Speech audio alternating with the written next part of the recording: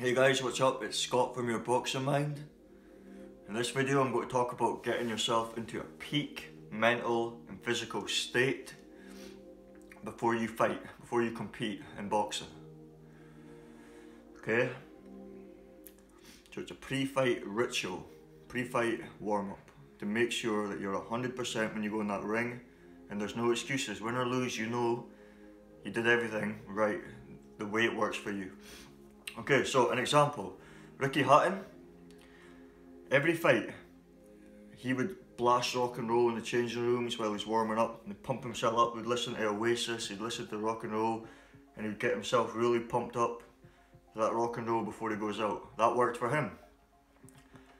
For me, I would listen to like motivation stuff to put my mind in a good state, and then I would take my time to stretch slowly and warm up like 30 minutes before a fight.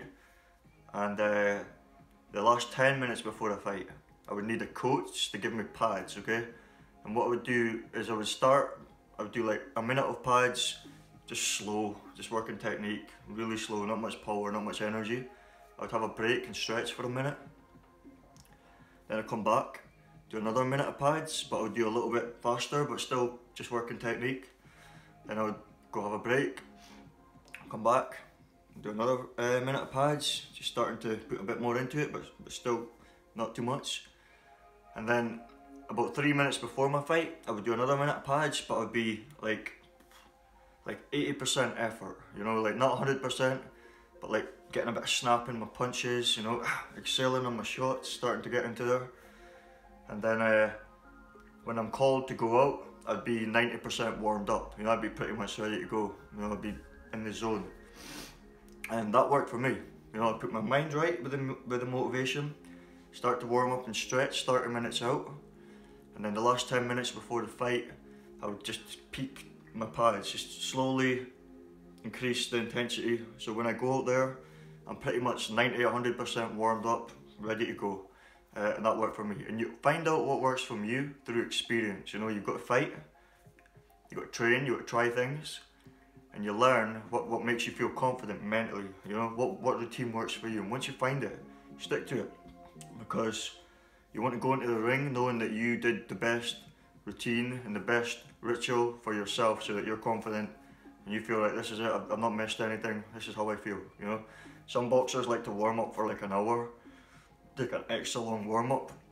Some boxers like to, you know, drink a coffee or drink a special like drink, or eat a certain food, or don't eat any food, have a completely empty stomach, you know. There's loads of different ways, but you got to find and create your own little system over your fights, over your experience, that puts you in the best confident mental state, knowing that you did everything the way you want it to do, so that you feel that you're best.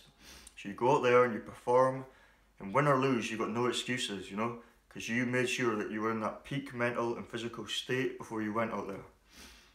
And you only get this through fights and through experience. The more fights you have, you start to forge out a little system, and you stick to it and you improve it, and so that you go out there and you're your best, you know. So just consider that if you're competing, if you're training and competing, find what works for you and stay true to you, you know. If other people want you to do it a certain way and it doesn't feel right, no, say no, tell the coach, no, I want to do it this way, I want you to give me some pads here, or I want to, you know what I mean, whatever works for you. You've got to stay true to you and work your thing that puts you in that most confident mental and physical state before you go out and smash it.